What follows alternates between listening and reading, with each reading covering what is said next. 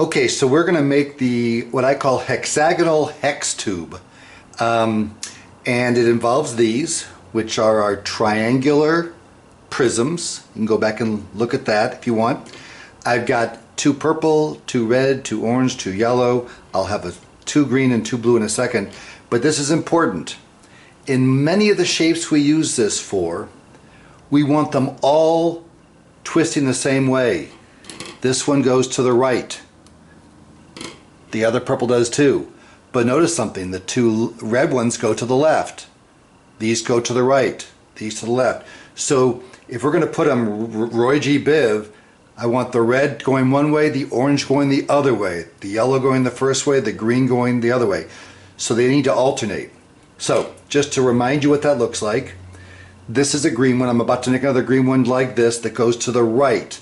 I say that because as it moves away from me, it's twisting. The seam is going clockwise to the right, okay? As opposed to this blue one, which as it goes away from me is going counterclockwise to the left. So how do I make this? Simple. I take that one right there and I see that the connector's on top here. Go ahead and add another one, and as long as I put it on top again, on top, and this last one goes on top as well, and then you kind of go like this to get that to be connected. So that matches this green one. To do another blue one that goes to the left,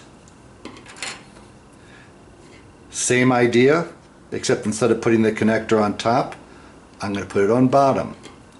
So it goes down here, okay?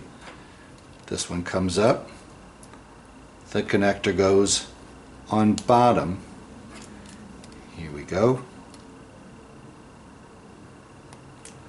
And again, connector on bottom. This folds like this, okay?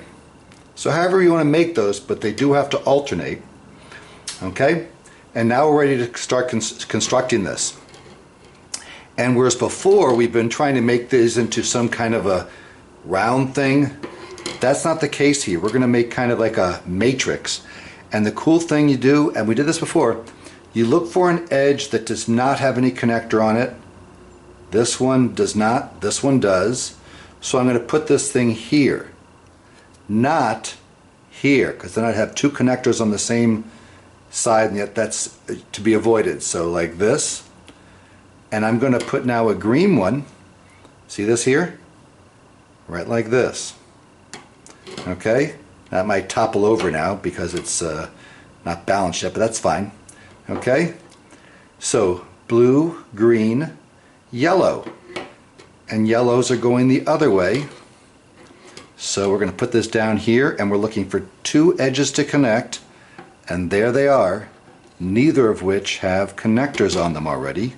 So we'll put that there, like this, and already we started to build this, okay?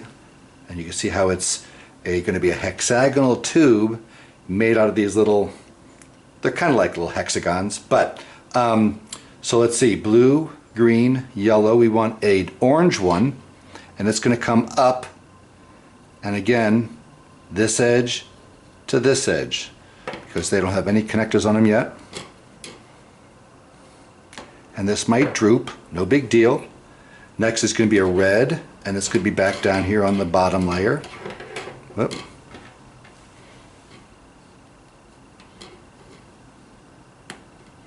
There we go. And we've almost got the hexagon going here. What's left? Purple. And notice something, when I put this in here, I'll have my first layer, which are the primary colors, red, yellow, and blue, and then the next layer will be the in-between secondary colors, orange, green, and purple, or violet.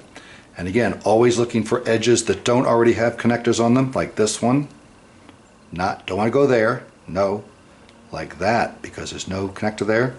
And that's why it was important to alternate these right, left, so that you'd be able to connect them this way. Okay, there. I'm half done, and guess what's going to go right here? Another blue, right like this. Okay, And then we'll put a layer of those. You could have it rotate around. These could be any colors you want, but if you want to have the blues all stacked, the reds all stacked, and that's what I have in the example. So I'm going to do this fast forwarded here.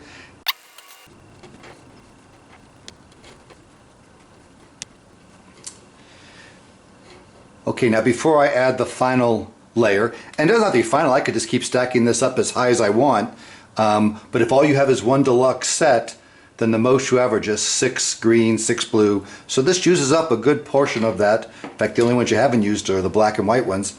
But I do want to point this out to you before I go any further, and that is that this could be extended in other directions. I'm not sure about the color scheme, but do notice that with the way this is set up, I could put another orange one right here.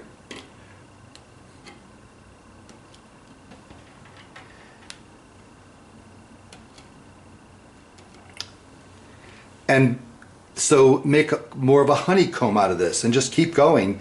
And this could therefore be not just a tube, but a real space-filling pattern.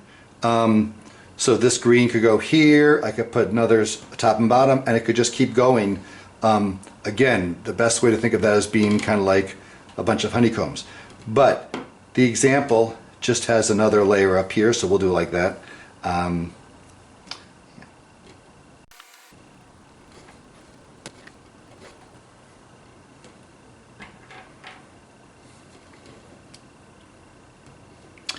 So as I add this last piece in, you see this is fairly simple, and if you've made these ahead of time, constructed these, this assembly is pretty quick and easy.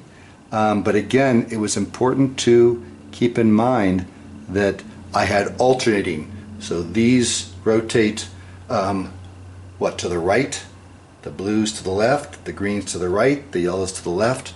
If you didn't do that, these connections would not be overlapping in the correct ways.